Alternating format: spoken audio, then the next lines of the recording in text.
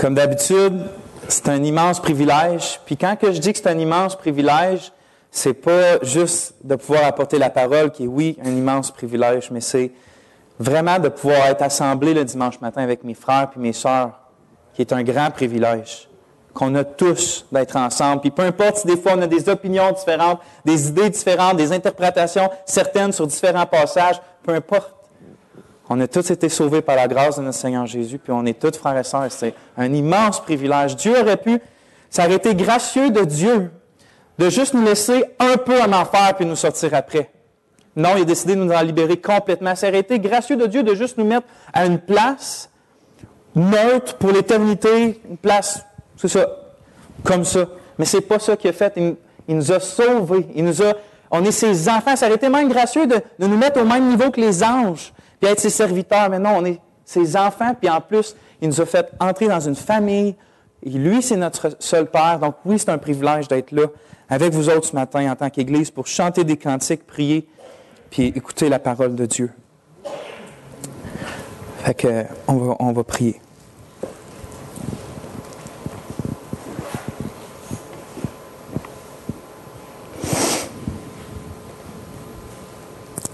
Seigneur, s'il te plaît, Seigneur. S'il te plaît, Seigneur, on a soif de ta parole. On a soif d'être nourri par toi, Seigneur, dans notre âme. On languit après toi, Seigneur.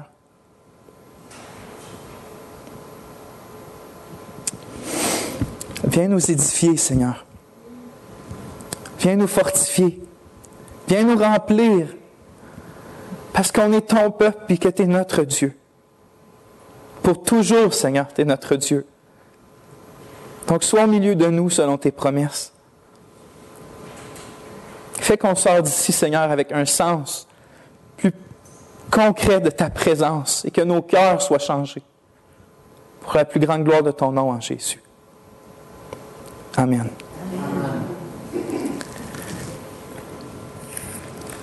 Comment ça se fait qu'on ait un Dieu aussi merveilleux, aussi grand, avec des promesses incomparables? Il est fidèle. Il nous a sauvés. Comment ça se fait que même avec ça, il y a tant de chrétiens au travers le monde, tant de frères et de sœurs, puis on est compris là-dedans, je suis compris là-dedans que la capacité à se réjouir en Dieu est si petite. Comment ça se fait qu'on est si faible pour vaincre nos péchés dans notre vie? Comment ça se fait qu'on vit encore avec des fardeaux sur les épaules? Comme s'il y avait encore quelque chose entre nous et Dieu. Comment ça se fait, ça?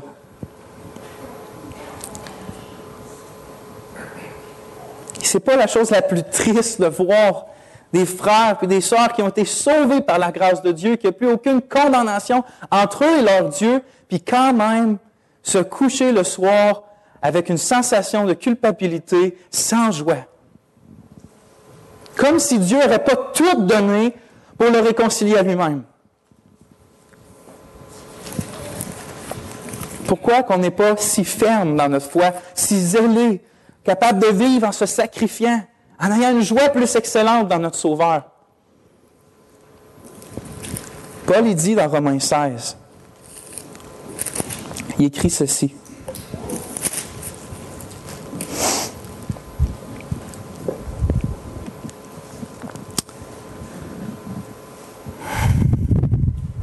Dans Romains 15, en fait.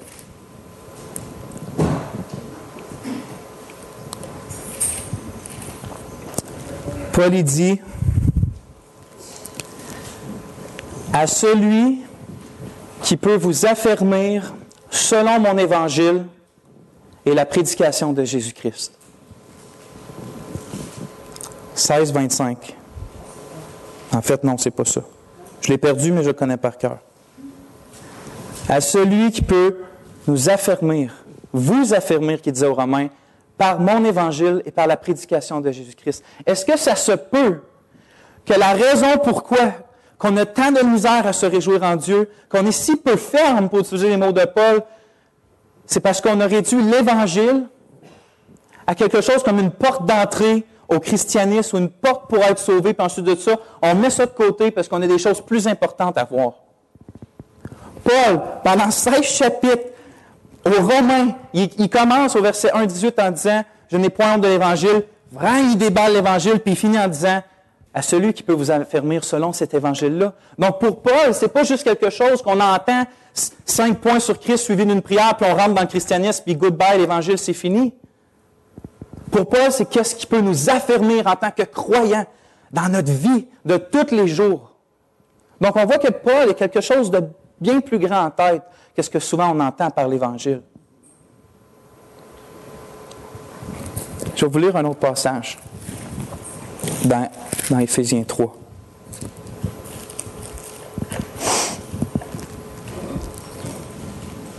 Vous savez, qu'est-ce qui est triste aussi, je ne sais pas, puis je ne lis pas dans le cœur, mais à cause je l'ai déjà entendu. Peut-être qu'il y en a qu'en voyant le titre du message ce matin, l'Évangile, je veux dire, peut-être qu'ils se sont dit, encore l'Évangile.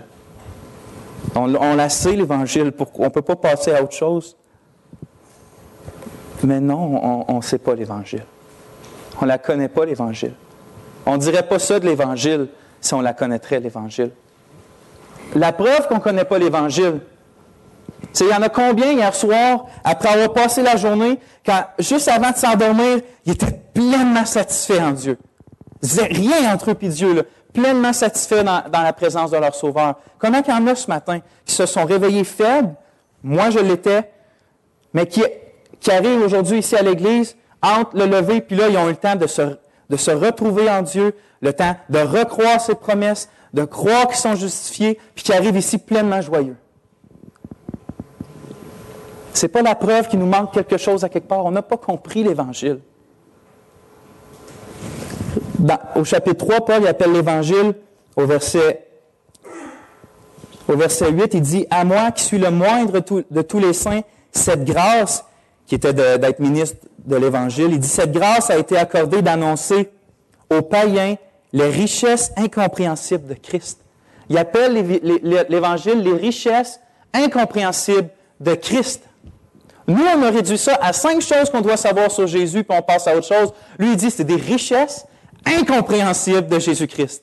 Puis il pointe vers une personne. Ce n'est pas des choses. L'Évangile est la bonne nouvelle qu'on trouve Christ dedans ça. Puis à cause de cette incompréhension-là, souvent, il arrive, puis il prie au verset 14 jusqu'à 19, mais il arrive au verset 14, il dit « À cause de cela, je fléchis les genoux devant le Père, de qui toute famille dans les cieux et sur la terre tire son nom, afin qu'il vous donne, selon la richesse de sa gloire, d'être puissamment fortifié par son esprit dans l'homme intérieur, en sorte que Christ habite dans vos cœurs dans la foi, étant enraciné et fondé dans l'amour, que vous puissiez comprendre avec tous les saints quelle est la largeur, la longueur, la profondeur et la hauteur, et connaître l'amour de Christ qui surpasse toute connaissance, en sorte que vous soyez remplis jusqu'à la toute plénitude de Dieu. Comment être rempli de la toute plénitude de Dieu? Comprendre, juste un peu plus, la profondeur de l'amour de Christ pour nous. Paul ne dit pas, vous avez besoin de techniques, vous avez besoin de 5 points pour faire ci, 5 points pour faire ça, 10 points pour faire ci. Il dit, ce que vous avez vraiment besoin, c'est d'avoir une plus grande vision de Jésus-Christ, votre Sauveur. Si on aurait une plus grande vision de ce merveilleux, le plus satisfaisant des êtres de tout l'univers, ça réglerait tous nos problèmes, toutes nos maladies dans l'Église, en parlant spirituellement, toutes nos maladies dérivent du fait, justement, qu'on n'a pas assez une grande vision de notre Sauveur. On ne comprend pas assez ce qu'il a fait pour nous. Qu'est-ce que ça implique dans nos vies?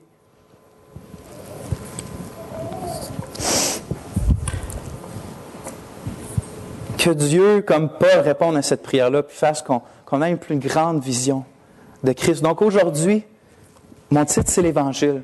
Parce que je veux que la Bible nous enseigne l'Évangile. Je veux prêcher l'Évangile. Puis je vous exhorte, je vous encourage. Il y en a beaucoup qui sont sauvés aujourd'hui. Écoutez l'Évangile, puis je prie que le Saint-Esprit vous affermisse et m'affermisse aussi dans les vérités qui sont si précieuses à notre âme. Puis ceux qui ne connaissent pas le Seigneur Jésus aujourd'hui, ou ceux qui, peu importe, n'ont pas vraiment été régénérés, ne sont pas vraiment dans une relation avec Dieu par Christ. Écoutez l'Évangile. Puis arrêtez pas d'écouter s'il y a quelque chose qui vous brasse ou quelque chose qui vous chicote. Continuez jusqu'à la fin. Et Dieu aura pitié. Et Dieu peut sauver les âmes. Donc, écoutez l'Évangile qui peut sauver votre salut, qui peut vous donner le salut puis sauver votre âme. Donc, notre texte pour aujourd'hui, ça va être 2 Corinthiens 5, 21, puis je vous fais tourner là. 2 Corinthiens 5, 21.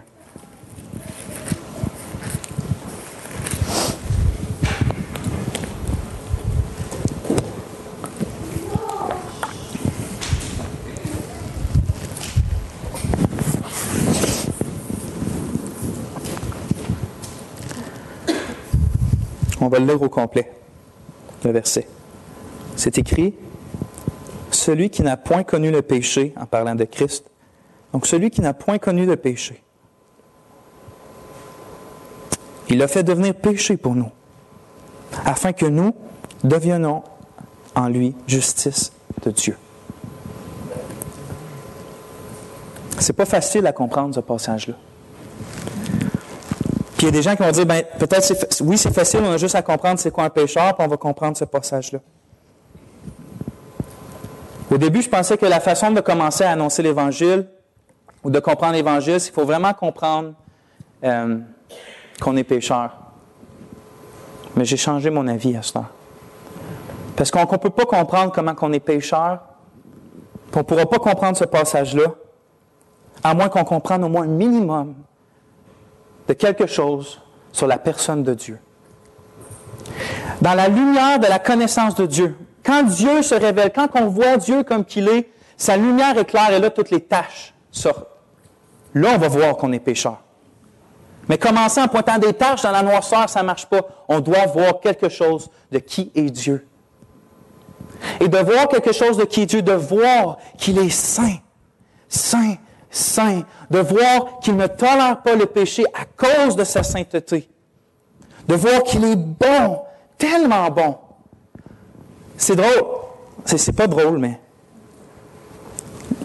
les gens, à ce temps, la grande question que les gens se posent, c'est comment un Dieu bon peut envoyer des gens en enfer? C'est pas une bonne question. C'est justement un Dieu bon. Comment ne pourrait-il pas envoyer des gens en enfer? S'il est bon, un bon juge, condamne les méchants, condamne les pécheurs.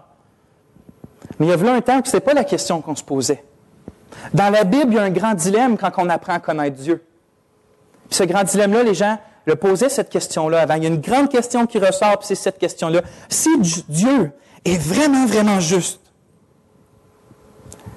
il est vraiment juste, il n'y a rien de pas bon en lui, il ne va jamais agir avec injustice. Comment en même temps il peut justifier, par justifier, je veux dire déclarer juste, un coupable puis un pécheur? Si Dieu est vraiment juste, comment il peut faire ça? Donc la question, c'est pas comment un Dieu bon peut envoyer des gens en enfer, c'est comment un Dieu juste peut pardonner des péchés. Juste passer par-dessus les péchés. Couvrir les péchés. Je vais vous montrer ce dilemme-là dans les Écritures. Je vous fais tourner dans Exode chapitre 34.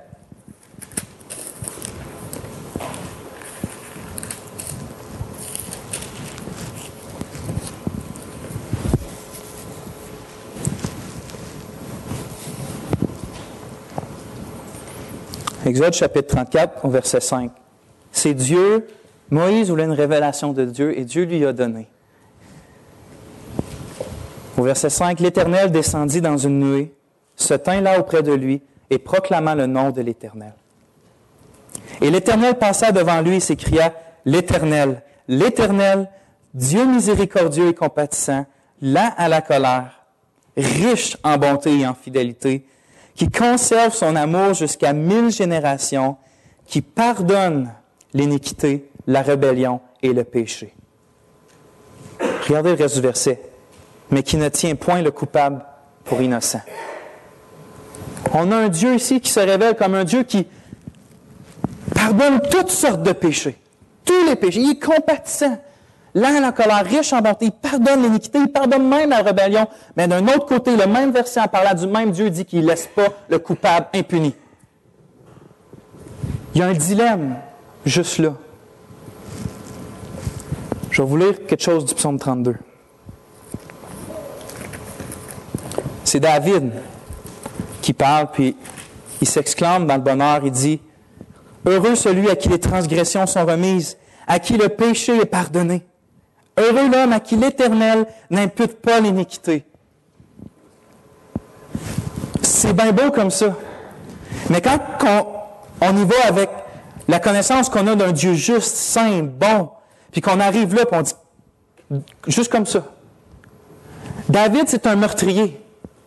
Il a fait tuer un mari d'une femme pour la violer.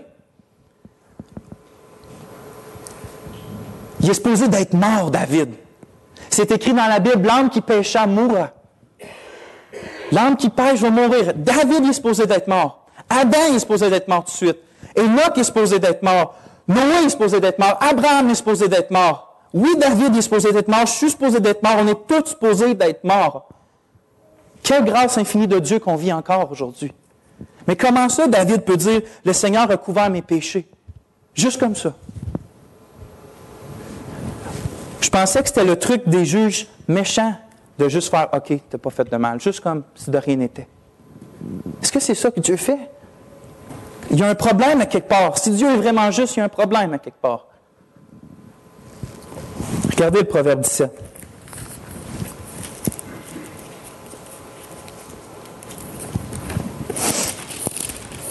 Proverbe 17, 15 est écrit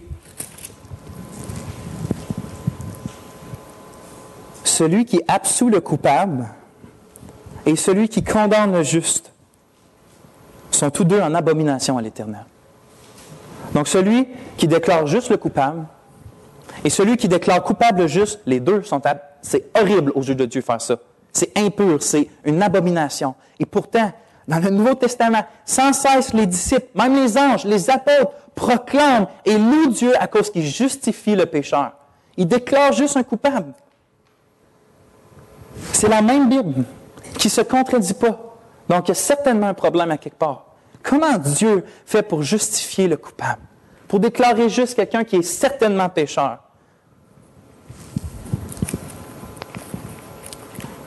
Dans Michée, c'est écrit que l'Éternel est compatissant,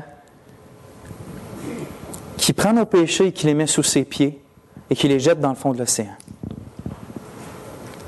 On chante des chansons à propos de ça, c'est merveilleux, mais encore une fois, si Dieu fait juste prendre nos péchés, les met en boule, puis les jette en dessous de ses pieds, puis dans l'océan, quel genre de Dieu juste que c'est ça? Si on n'interprète pas ces passages-là, tous les passages de pardon, toute l'histoire de David, l'histoire de tous les saints de l'Ancien Testament, en ne pensant pas à Christ et à l'Évangile, ça ne fait aucun sens. On est en face d'un Dieu injuste. Et vous ne voulez pas d'un Dieu qui pardonne l'iniquité comme ça.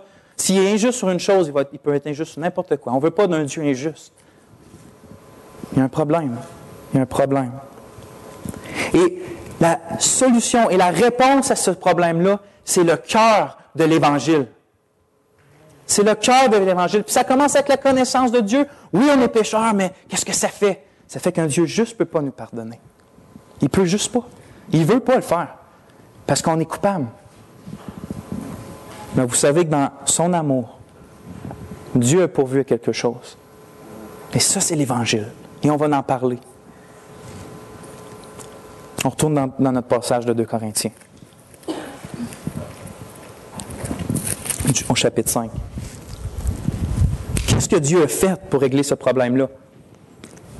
Parce que autant que c'est une vérité, il ne faut pas négliger une vérité sur l'autre, autant que c'est une vérité vraie, que Dieu est saint et que Dieu est juste et que Dieu est bon et que Dieu ne tolère pas qu'on méprise sa gloire et sa personne, puis qu'il ne peut pas condamner, il ne peut pas justifier le coupable, c'est autant vrai que Dieu est amour et que Dieu veut sauver le pécheur. Un et l'autre est autant vrai. Donc, comment qu'on fait? Qu'est-ce qui se passe? Comment Dieu a fait? Notre passage, il commence comme ça.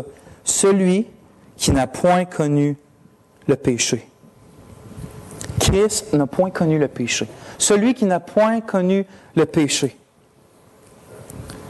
Quand on pense à ça, on dit oui, Christ était sous la loi, il n'a pas brisé aucunement la loi. On pense de façon comme ça. C'est vrai, Christ a vraiment accompli la loi. Mais c'est beaucoup plus profond que ça. Quel est le plus grand des commandements? Amen. Tu aimeras le Seigneur ton Dieu de tout ton cœur, de toute ton âme, de toute ta force et de toute ta pensée. C'est le plus grand de tous les commandements. Pensez à ça. Il n'y a jamais depuis Adam un seul homme ou une seule femme, il n'y a personne depuis Adam qui, pendant même une fraction de seconde, a aimé Dieu de tout son cœur, de toute sa force et de toute sa pensée. Il n'y a jamais personne, même réunis tout ensemble, on ne fait pas une fraction de seconde, on n'a jamais aimé Dieu de tout notre cœur, de toute notre force. Des fois, il y a du monde qui dit « j'ai pas péché aujourd'hui ». C'est pas vrai, tu as péché à chaque seconde, en n'aimant pas Dieu de toute ta force et de toute ta pensée. Mais pensez à ça, Christ, lui, notre héros, est venu sur la terre, puis il n'y a pas une seconde, pas une fraction de seconde qu'il n'a pas aimé Dieu de toute sa force, de toute sa pensée, de tout son cœur et de toute son âme. Il n'y a pas une seconde qu'il ne l'a pas fait. Christ est merveilleux, il est incroyable. Juste à lui seul, c'est une bonne nouvelle, juste de le voir aller, de voir comment il est parfait. C'est notre héros, c'est notre champion. Il a fait ce que tout ensemble, depuis Adam, on n'est pas capable de faire. Même ensemble. Je ne sais pas de combien de milliards d'êtres humains il y a eu sur la planète depuis Adam. Mais tout ensemble. On n'est pas arrivé en bas du pied de Christ. Il a fait ce qu'on n'était pas capable de faire. Vous savez, il est écrit dans Hébreux qu'il a été tenté à toute chose sans péché. C'est aussi une façon d'en parler de façon superficielle, mais regardez. Oui, Christ n'a pas péché.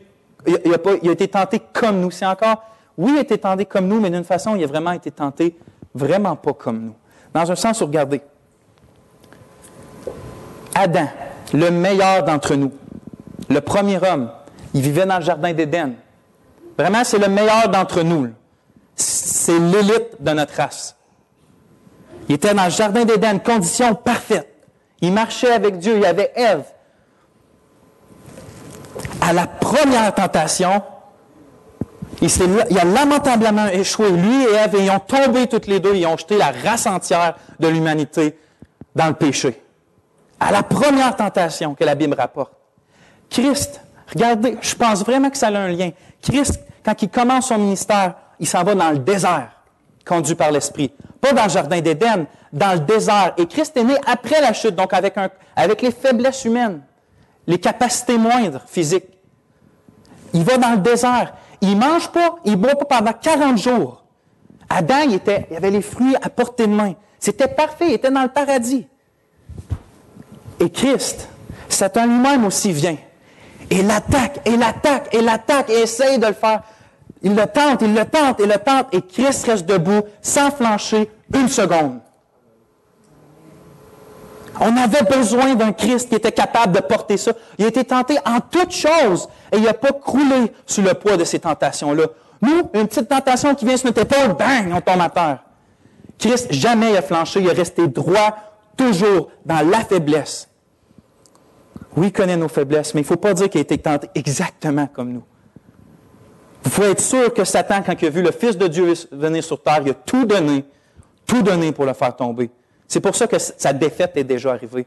Parce que si notre sauveur, si notre champion, si notre représentant, si notre héros a supporté toutes les tentations et n'a pas flanché, qui peut nous faire quoi que ce soit? Il n'a pas pu faire flancher notre héros, notre maître, notre roi, notre représentant. Donc oui, notre sauveur, Christ est merveilleux. Puis regardez le reste, après le verset, il dit, « Lui qui n'a point connu le péché, il l'a fait devenir péché pour nous. » Encore là, on peut trop en dire sur ça, puis dire des hérésies, des mensonges, ou il y a un autre côté qu'on peut négliger puis en parler superficiellement. Il l'a fait devenir péché pour nous. Qu'est-ce que ça veut dire? Je trouve que le contexte le déclare très bien. En fait, le verset même, il fait un lien entre que Christ a été devenu péché pour nous et que nous, on est devenu justice de Dieu en lui. Qu'est-ce que ça veut dire qu'on est devenu justice de Dieu en lui? On va en parler plus tard, mais là, qu'est-ce que ça veut dire? Est-ce que du jour au lendemain, quand vous avez mis votre foi en Jésus-Christ, quand vous avez été sauvé, est-ce que du jour au lendemain, vous êtes devenu une personne parfaitement juste, parfaite et qui tombe jamais? Absolument pas. Jamais, on n'est pas comme ça. Donc, qu'est-ce que ça veut dire qu'on est devenu justice de Dieu? Ça veut dire que Dieu nous a déclarés légalement justes devant ses yeux. Ça, la plupart du temps, on le sait. Il nous a déclarés justes. Mais le fait qu'il nous a déclarés justes, et cette deuxième partie-là est importante, il nous traite maintenant comme des justes. Donc, il nous déclare justes en Jésus-Christ et il nous traite maintenant, Dieu, plus comme des coupables, mais comme des justes.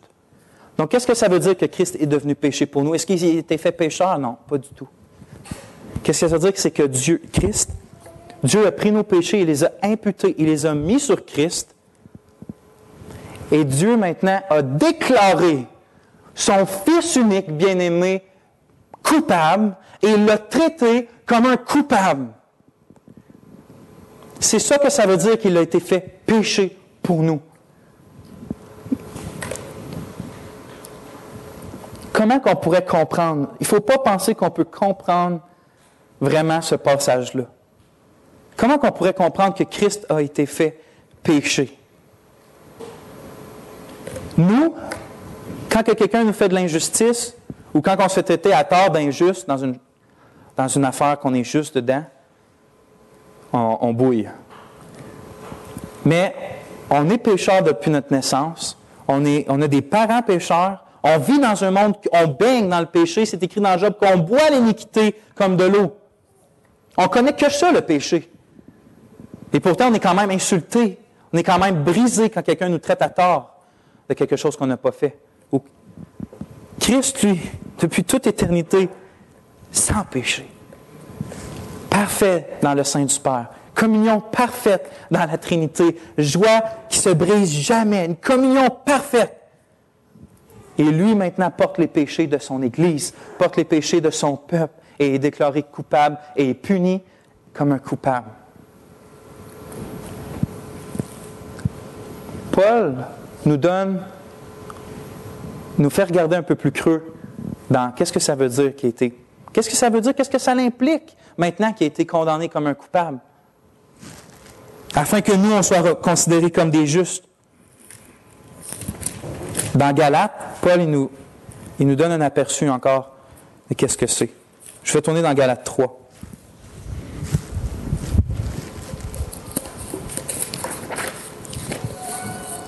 Qu'est-ce que ça implique que Christ a été condamné comme un pécheur?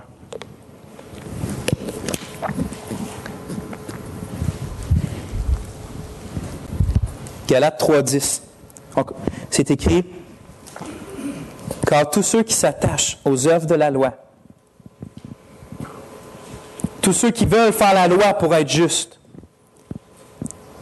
sont sous la malédiction. Car il est écrit: maudit est quiconque n'observe pas tout ce qui est écrit dans le livre de la loi et ne le met pas en pratique. Verset 13. Christ nous a rachetés, libérés de la malédiction de la loi, étant devenu malédiction pour nous, car il est écrit: maudit est quiconque est pendu au bois.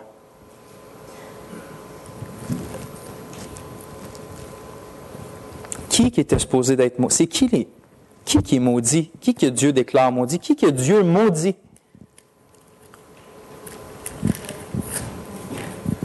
Je vais vous lire un passage. On est dans l'Ancien Testament avec Moïse. On est sorti d'Égypte. Puis, Moïse il sépare le peuple en deux, un sur le mont Gazirim, un sur le mont Ébal, je crois. Puis, maintenant, chaque partie du peuple, le premier, il faut qu'il déclare les bénédictions qui vont accompagner ceux qui sont fidèles à l'Alliance. Et sur l'autre mont, l'autre moitié du peuple, il faut qu'il déclare les malédictions de ceux qui ne vont pas être fidèles à l'Alliance.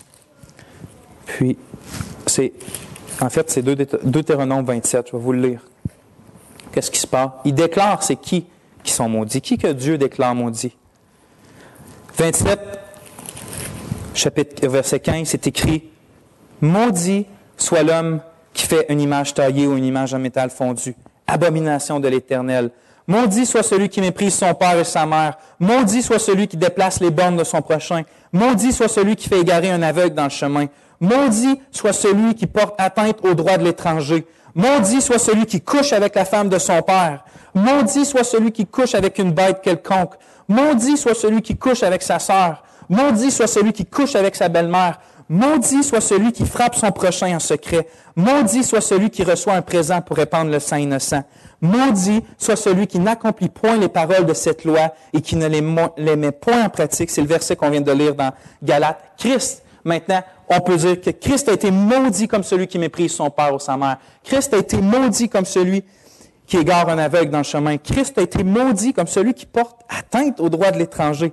Christ a été maudit comme celui qui couche avec sa mère, la femme de son père. Il a été maudit comme celui qui couche avec les bêtes. Christ a porté notre malédiction.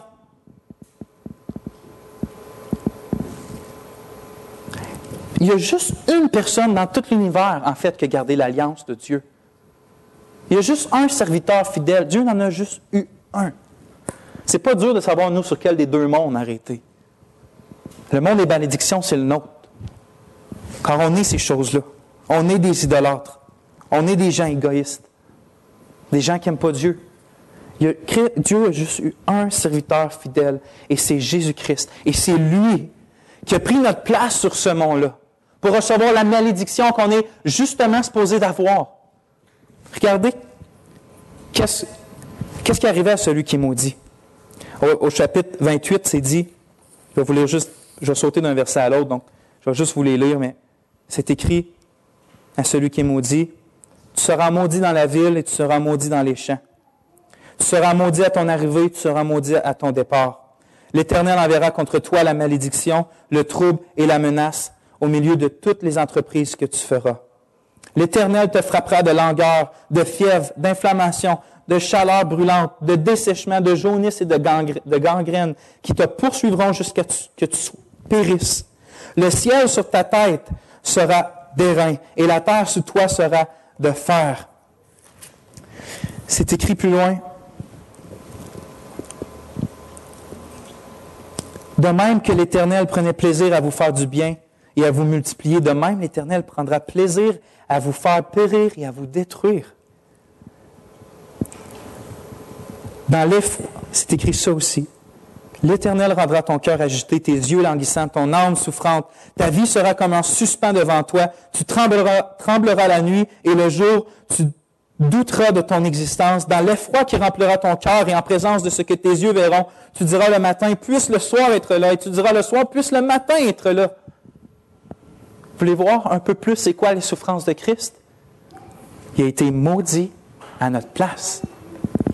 R.C. Sproul, un théologien, il disait, quand Christ a crié, « Mon Père, mon Dieu, pourquoi m'as-tu abandonné? »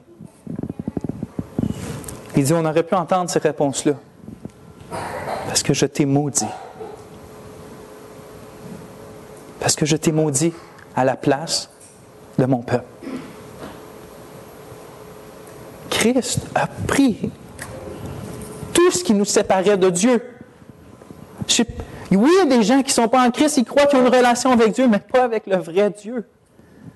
Car entre nous et Dieu, c'est de la colère de notre part, de l'insatisfaction de notre part, une malédiction de sa part, de la colère de sa part. On est ennemis de Dieu. Christ n'était pas l'ennemi de Dieu, il était son Fils bien-aimé. La deuxième personne de la Trinité, éternellement avec lui. Comment ça, il a pris notre péché comme ça? Pourquoi il s'est fait maudit à notre place?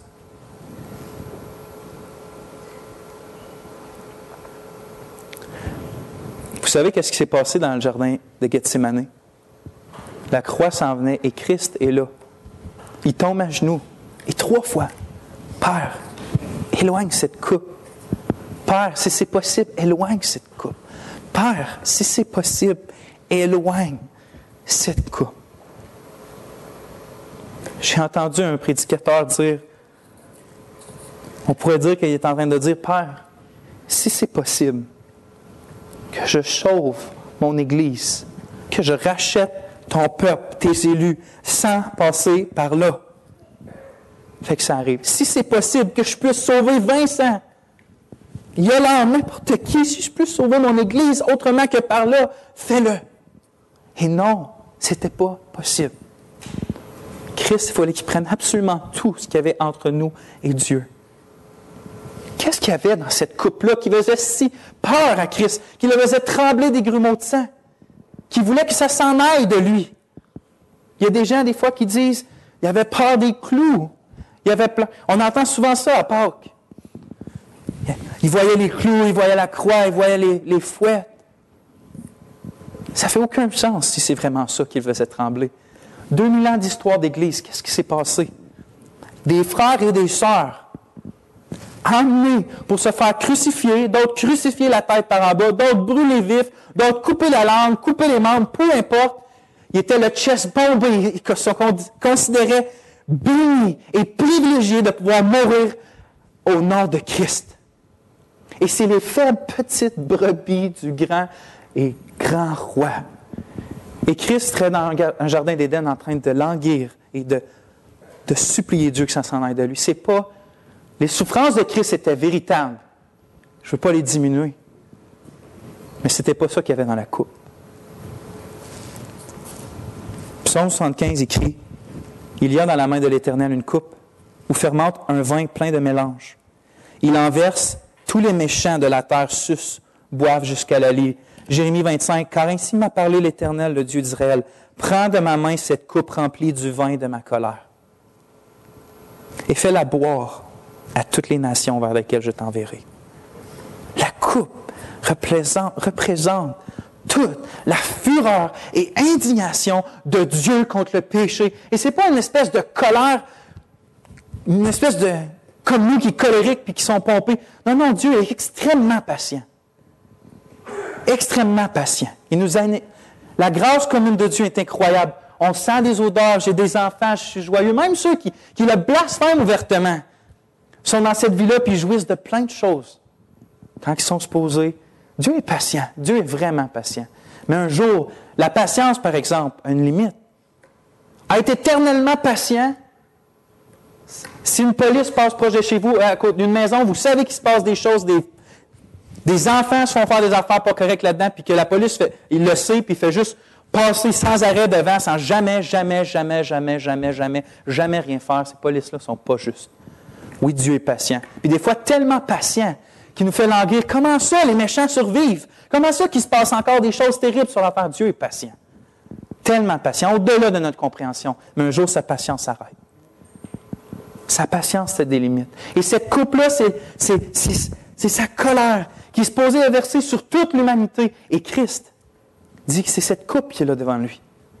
La coupe du Dieu saint, en colère contre le pécheur. Et est-ce que Christ a préféré, c'était plus douloureux pour Christ de voir son Église être séparée de lui, être condamnée, que de subir l'enfer à notre place. Christ, considérez comment Dieu nous aime.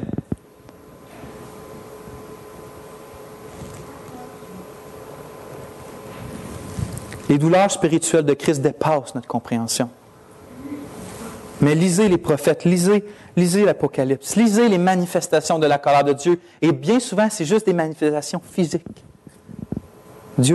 Christ a souffert au-delà de notre imagination. C'est comme imaginer qu'on est dans un village puis qu'il y a un gigantesque barrage électrique qui tient des milliards de tonnes d'eau. Que on est dans la petite maison, puis là, tout à coup, ça commence à craquer, puis bang! Le barrage pète au complet, puis tu as juste des milliards et des milliards et des milliards de tonnes d'eau qui viennent vers toi. Ton nom va terrasser de la terre, tu vas disparaître, puis personne ne va jamais te retrouver. Et juste avant que ça te touche, la terre s'ouvre en deux, puis l'eau est absorbée, en sorte qu'il n'y a pas juste une goutte qui nous touche. Cette crevasse-là qui s'ouvre, c'est Christ, il a absorbé toute la colère de Dieu sur lui. Et qui d'autre pourrait faire ça que notre grand héros? Qui d'autre pourrait faire ça que le Fils éternel de Dieu? Des gens posent des fois la question, comment un seul homme qui est mort sur une croix, qui a souffert 3 heures seulement sur une croix, peut payer pour des milliers, des dizaines de millions de personnes pour que ces personnes-là aillent au paradis. Comment une seule personne peut faire ça? C'est à cause que cette seule personne-là.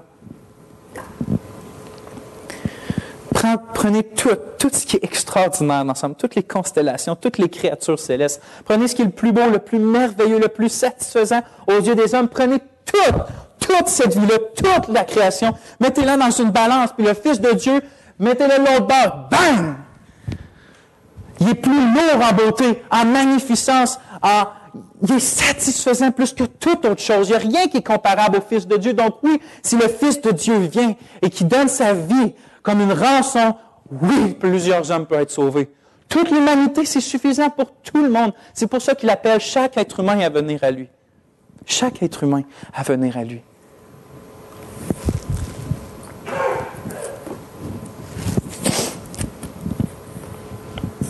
Donc, comment Dieu peut justifier un pécheur? Parce que Christ a pris notre péché, parce que Christ a pris notre malédiction, et que la colère qui nous était destinée est tombée sur lui. Vous vous souvenez de l'histoire d'Abraham? Dieu il dit à Abraham, puis regardez la terminologie des mots. Prends ton fils, ton unique, celui que tu aimes. Et Abraham va sur le haut de la montagne, prend son couteau, arrive pour sacrifier son fils. Et à la seconde où il allait transpercer son estomac, peu importe, un ange vient l'arrêter. Et le nom, Dieu dit, c'est Yahweh Jireh. L'Éternel pourvoira. Tue pas ton fils. L'Éternel pourvoira. Des fois, ce nom-là est utilisé pour une maison ou un char ou peu importe de l'argent. C'est pas bien d'utiliser ce nom-là d'Éternel pour ça. Dieu va pourvoir un sacrifice. Belle petite. On pourrait arrêter l'histoire là. Wow, ça finit bien l'histoire d'Abraham. Non, c'était une pause. C'était une pause.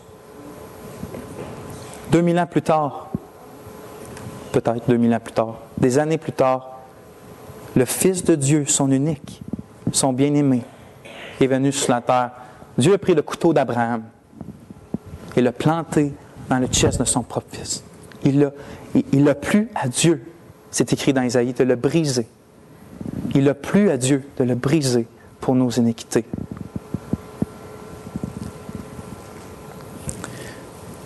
Donc, comment on est justifié? Romains 3, 20, 21 dit ça. En parlant de nous, ils sont gratuitement justifiés par sa grâce, par le moyen de la rédemption qui est en Jésus-Christ. C'est lui que Dieu a destiné à être par son sang pour ceux qui croiraient victimes propitiatoires, afin de montrer sa justice.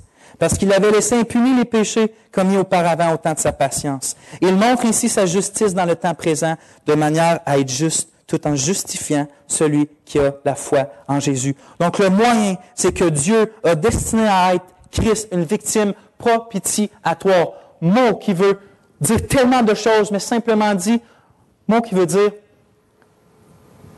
qui démontre l'apaisement de la colère de Dieu et la satisfaction de sa sainte justice. Dieu a pourvu un sacrifice tellement excellent que sa colère s'est juste dissipée contre son peuple. Il n'y a plus rien. Dieu est satisfait.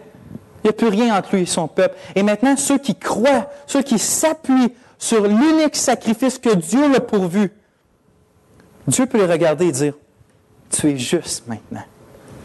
Parce que ce Fils-là dans lequel tu mets ta confiance a pris tes fautes, a satisfait mes exigences.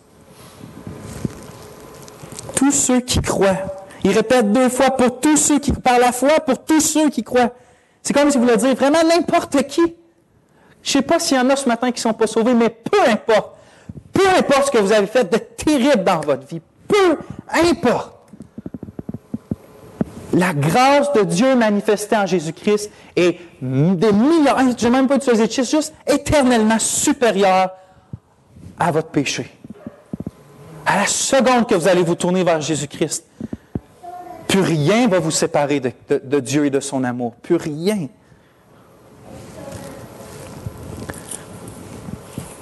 La justification. Tellement quelque chose, quand je disais qu'on ne comprend pas l'Évangile. On ne comprend surtout pas la justification. Je racontais avec mon frère cette semaine qui est descendu de Montréal, de Québec. On partageait nos expériences qui nous ont marqué le plus dans notre vie chrétienne. Dieu est merveilleux. Mais moi,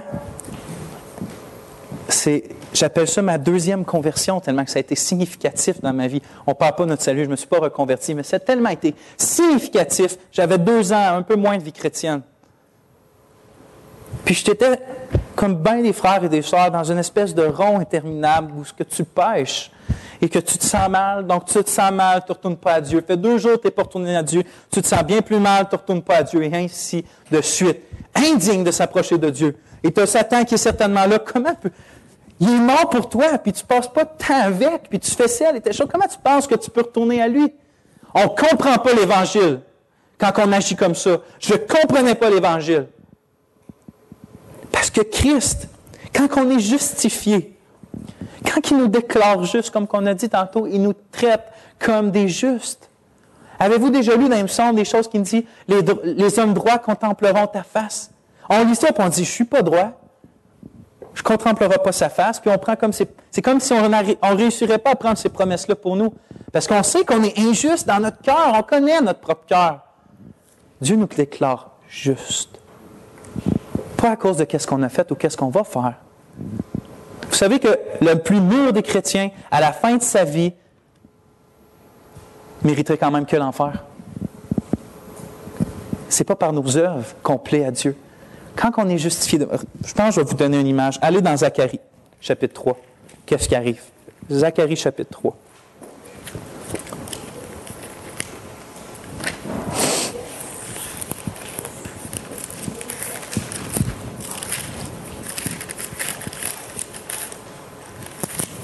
Juste après Michel.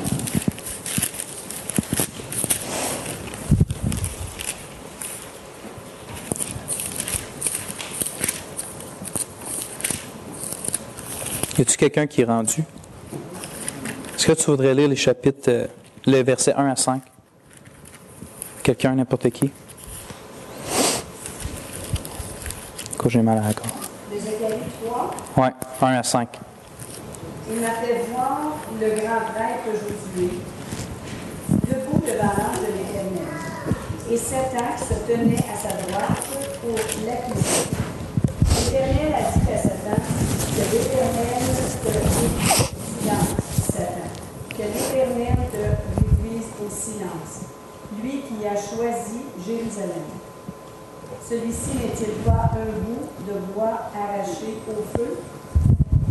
Or, Josué portait des habits sales et se tenait debout devant l'ange. Et l'ange a pris la parole et a dit à ceux qui se tenaient devant lui, « Enlevez-lui les habits sales. » Il a dit à Josué, « Regarde, je t'enlève ta faute et je te mets des habits de fête. J'ai dit qu'on mette sur sa tête un turban pur. » Et ils ont placé un turban pur sur sa tête, ils lui ont mis des habits. L'ange de l'Éternel était là. Amen. Merci, Louis. Zacharie a une vision, on voit le souverain sacrificateur Josué et Satan à sa droite, il est devant Dieu et Satan qui l'accuse. Ça, c'est nous, mes amis. C'est nous, ça, constamment. Satan est constamment là pour nous accuser. Qu'est-ce que Dieu dit? Dieu reprend Satan. Il dit, on voit Josué avec des vêtements sales, ça aussi, c'est nous. Nos péchés nous salissent. Qu'est-ce que Dieu fait? Enlevez-lui ses vêtements sales. Enlevez-lui ses vêtements sales et mettez-lui des vêtements de fête, des turbans purs. Dieu lui donne des vêtements. Les vêtements ne viennent pas de nulle part que de Dieu. Dieu lui donne des nouveaux vêtements. Aucune tache. Aucune tache. Regardez ce que... Je ne prononcerai pas le nom du gars, je ne suis pas capable. Mais regardez. Qu'est-ce que quelqu'un a écrit en pensant à ça? C'est un Nicolas Van Zindernworf. C'est un cantique. Jésus, ton sang et ta justice sont ma beauté. Jésus, ton sang et ta justice sont ma beauté et mon vêtement glorieux. Au milieu des mondes enflammés, j'en suis vêtu. Je soulève donc ma tête avec joie. Ce vêtement impeccable ne change jamais lorsque les années passent. Même l'âge ne peut diminuer sa gloire. Le vêtement du Christ demeure nouveau. Je soulève donc ma tête avec joie.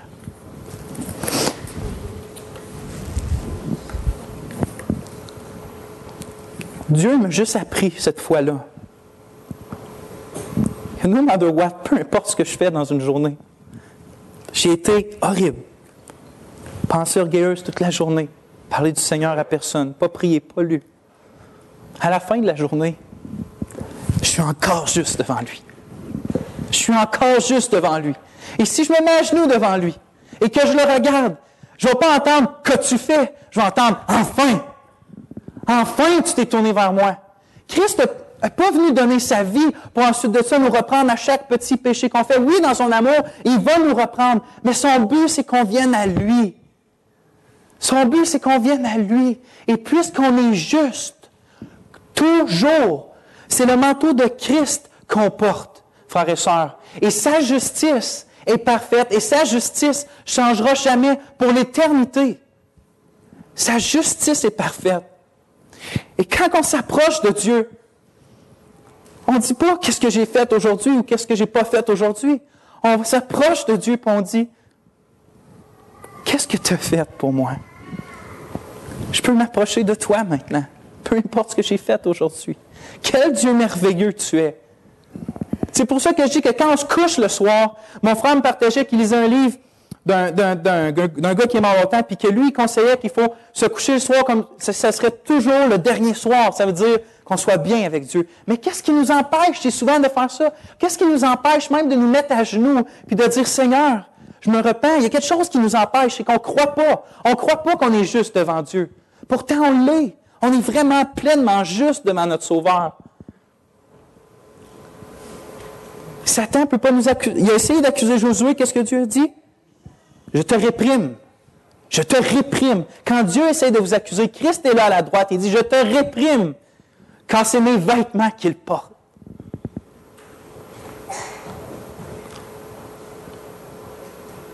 C'est pas nos œuvres. Puis regardez, souvent, oh que ça a changé ma vie, ça aussi. On dit, regardez ce que Christ a fait pour vous, donc faites ça. Ou comme, Christ a tellement fait pour toi, tu devrais au moins faire ça. C'est comme si on devrait à Dieu quelque chose. Non, c'est pas comme ça. On ne glorifie pas Dieu, c'est un blasphème agir comme ça. De penser qu'on doit redonner quelque chose à Dieu. On ne peut rien redonner. On ne peut absolument rien redonner. Dieu nous a sauvés par sa grâce, parce que Dieu voulait être glorifié en montrant comment il est pleinement satisfaisant pour un peuple pécheur. Donc, comment que Dieu est glorifié? C'est comme, on pourrait dire, comment tu veux glorifier une source d'eau? Tu vas y boire. Tu vas y boire, tu montres comment qu'elle étanche ta soif. Tu dis à tout le monde, regardez, cette source-là d'eau est tellement bonne. C'est la même chose avec Dieu. C'est pas, oh Dieu, aujourd'hui, je vais évangéliser parce que tu as tant fait pour moi. Ou aujourd'hui, Dieu, je vais vraiment t'obéir parce que tu as tant fait pour moi. En fait, Dieu dit, regarde aujourd'hui encore tellement de grâces qui t'attendent si tu croirais. Dieu veut qu'on retourne et retourne et retourne à lui. Qu'on aille boire à lui. Le matin, quand on se lève, on va à Dieu et on dit, Dieu, accorde-moi ta grâce encore. Aujourd'hui, j'ai besoin de ta grâce à chaque instant. J'ai besoin de ta grâce. Accorde-moi ta grâce.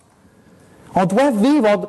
Quelqu'un a écrit un livre, ça s'appelle Faith in Future Grace. How to live in faith, by faith in future grace. Comment on fait pour vivre dans la foi, dans la grâce future. J'ai de la misère à traduire en français, mais peu importe. C'est vraiment, comment on fait pour vivre? L'idée, c'est qu'on vit non juste que qu'est-ce qui s'est passé sur le passé, mais on attend encore quelque chose. On vit dans la foi que Dieu va nous accorder encore plus de grâce. Et c'est comme ça la vie chrétienne. Donc, tantôt, quand on va partir d'ici, on ne va pas dire encore « Ouais, c'est vrai, tu as été maudit à ma place, je devais vraiment m'y mettre. » Non, on va dire « Tu as déjà tellement fait pour moi, puis tu réserves encore déjà tant pour moi. Aide-moi à prendre plaisir en toi, à aller chercher ta grâce. » qui est disponible, ta bonté se renouvelle chaque matin. On a tellement à apprendre de l'Évangile, on est juste devant notre Dieu. La seule chose qu'on devrait faire en partant d'ici ce soir, n'importe quand, c'est d'aller dans la présence de Dieu Et juste de se réjouir en lui. Juste de voir combien il nous en donne, combien il nous donne encore. Puis pour l'éternité, ça va être comme ça.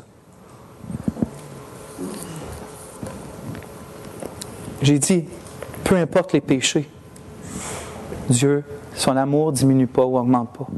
Parce qu'on est dans le bien-aimé. Et Dieu a dit, ceci est mon Fils bien-aimé en qui j'ai mis toute mon affection. Et si on est en Christ, c'est que toute l'affection de Dieu est là.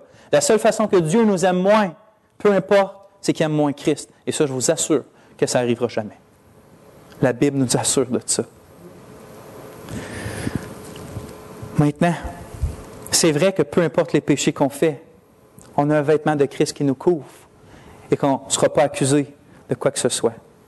À cette heure, par exemple, si ça nous donne le goût de dire « OK, je peux pécher, ça ne dérange pas », c'est très dangereux comme parole. Car celui qui porte le manteau de Christ agit comme Christ. Pas parfaitement, mais il va avoir un cœur humble, un cœur brisé, puis un cœur qui veut marcher avec le Seigneur. C'est écrit que celui qui est en Christ est une nouvelle créature. Et s'il vous plaît, écoutez-moi, j'accuse personne ici. Mais souvent, ce qu'on porte, ce n'est pas le manteau de Christ. Dans bien des églises, ce que beaucoup de gens portent, c'est le manteau du christianisme. Porte un coat de venir à l'Église. Porte un coat de connaître des doctrines. Porte un coat de connaître le langage. Porte un coat peut-être même de prier. Porte juste un manteau du christianisme. Ça a de l'air du christianisme. Et je ne suis pas là pour essayer de vous accuser, mais vous seriez tellement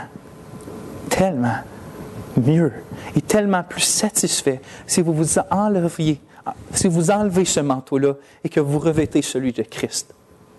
Car ce n'est pas de venir à l'Église qui nous sauve. C'est Jésus-Christ seul.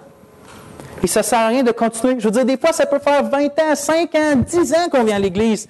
Puis on est là, puis on s'emplit parce qu'on voit tous les gens qui se réjouissent en Dieu. Moi, je ne suis pas capable. Moi, en fait, je ne sens même pas que j'ai une relation avec Dieu. Puis on n'ose pas dire à personne comment on va se faire juger. Inquiétez-vous pas. Si vous arrivez tantôt et vous dites, ça fait 15 ans que je pense à être sauvé, que j'agissais comme un sauvé, mais je viens réaliser aujourd'hui que je ne sais pas. Inquiétez-vous pas, tout le monde va vous sauter d'un bras. Jamais personne ne va faire « T'étais vraiment hypocrite? » Jamais. Puis s'il y a quelqu'un qui fait ça, qui vient de me voir après, dites-moi là, je vais aller le voir. Si vous enlevez le masque de l'hypocrisie, de « je suis un chrétien », ça c'est la repentance. Enlevez le masque. Croyez que Christ va venir vraiment changer votre cœur, va vous donner la vie éternelle et vous allez voir une joie. Vous allez goûter au Sauveur merveilleux. Donc oui, on est sauvé par la grâce. On est tenu jusqu'à la fin par la grâce. On a la paix avec Dieu maintenant. Même quand on tombe, ça ne nous enlève pas notre salut. Quand on ne perd pas notre salut, car le sacrifice de Christ est pleinement suffisant, sauf que Dieu va faire que ses enfants marchent vers lui. Quelqu'un qui vit dans une vie de péché, sans se repentir jamais, dans ses pensées, peu importe, puis qui ne file pas vraiment mal, ou même s'il file mal, mais qui ne se repent pas, Dieu reprend ses enfants. Avec amour, comme un père, mais Dieu reprend ses enfants. L'Évangile. Vous savez, une tâche, j'ai entendu un prédicateur qui a dit une des tâches, qu'est-ce qui fait que c'est pénible la prédication, c'est qu'on sait qu'à chaque fois on va se planter. À chaque fois, c'est un échec. Pourquoi? Quelle bouche peut manifester, quelle bouche peut déclarer les vérités sur Christ, sur Dieu, sur son Évangile, c'est peine perdue. Christ est au-dessus des mots, est au-dessus des mots des archanges. Donc, pensez pas qu'aujourd'hui vous avez vu tout ce qu'il y a à voir sur l'Évangile. Vous êtes loin, loin, loin, loin. On pourrait passer, comme encore le même prédicateur a dit, vous savez, des fois, on se concentre, il y a des gens, les gens, on fait des erreurs, les gens se convertissent, puis qu'est-ce qu'on fait? C'est qu'on les amène dans nos églises, puis la première chose qu'on fait, c'est qu'on dit, regarde, ça, c'est ce que notre église a de spécifique. Ces points-là sont différents des autres églises. Donc, c'est ça, nous, on croit ça, si tu veux venir avec nous. Ou après ça, souvent, qu'est-ce qu'on parle de la fin des temps? Constamment. On les amène pas à la bonne place. On va tout savoir à propos de la seconde venue de Christ quand il va revenir, je vous assure. Vous allez tout comprendre rendu là. On va tout comprendre. Peu importe les points de vue à cette heure, on va tout comprendre là.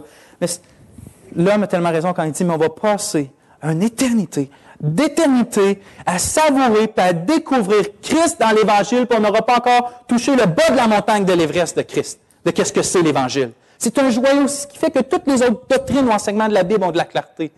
Donc oui, tous les enseignements qu'on lit, on les passe au travers de l'Évangile, on retourne ça comme un diamant, puis on regarde. Donc pensez pas, On ne sait pas l'Évangile. Étudions-la, méditons-la, allons dans la présence de notre Dieu. Demandons-lui qu'il nous révèle davantage sur qu'est-ce qu'il a fait à la croix, qu'est-ce que ça implique pour nous, comment ça change concrètement nos vies. Et on va être capable maintenant de se lever misérable, mais d'aller dans la présence de Dieu à genoux, d'en sortir joyeux. On va être capable de se coucher misérable, mais juste avant de se coucher, d'aller dans la présence de Dieu, puis de se réjouir en Dieu. On va être capable, parce que Dieu nous regarde au travers de son Fils Christ. Et combien il nous aime. Vous savez, l'Évangile, le but suprême de l'Évangile, Paul, en Romains 5, il décrit l'amour de Dieu, comment Dieu a prouvé son amour lorsqu'on était encore des impies. Christ est mort pour nous. Puis il continue, puis arrive à la fin, puis il dit, et non seulement cela. Ça implique quoi? Que quelque chose, pas juste ça. Il dit, pas juste le fait qu'on a le pardon des péchés, pas juste le fait qu'on est réconcilié, il y a quelque chose de plus encore. Puis il dit, nous nous glorifions ou nous nous réjouissons dans l'espérance de la gloire de Dieu. Donc, notre espérance ultime, le but ultime de l'Évangile, frères et sœurs, c'est de trouver un Dieu merveilleux, un Dieu qui réjouit notre âme, un Dieu qui, de jour en jour, nous apprend et nous montre ses facettes, comment qu'il est pleinement incroyable pour notre âme.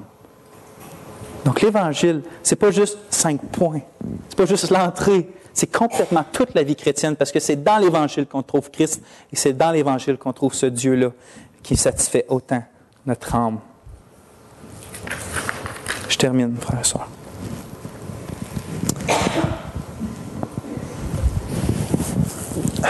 Seigneur, t'es époustouflant, Seigneur, d'avoir fait tout ce que tu as fait. Et de faire encore, et de nous donner temps, puis de nous réserver encore temps dans les prochaines heures, dans les prochains jours. Seigneur, ta grâce est juste incomparable.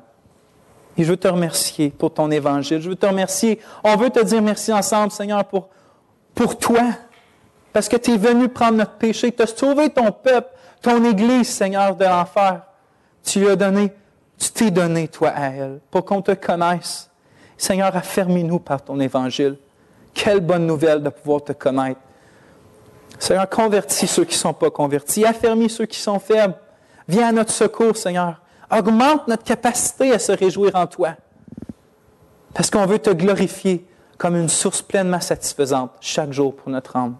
Bénis cette Église-là, ô Dieu. Et laisse-nous pas se coucher ce soir avec un fardeau, une honte sur les épaules, Seigneur. Ramène-nous à genoux devant toi. En Jésus. Amen.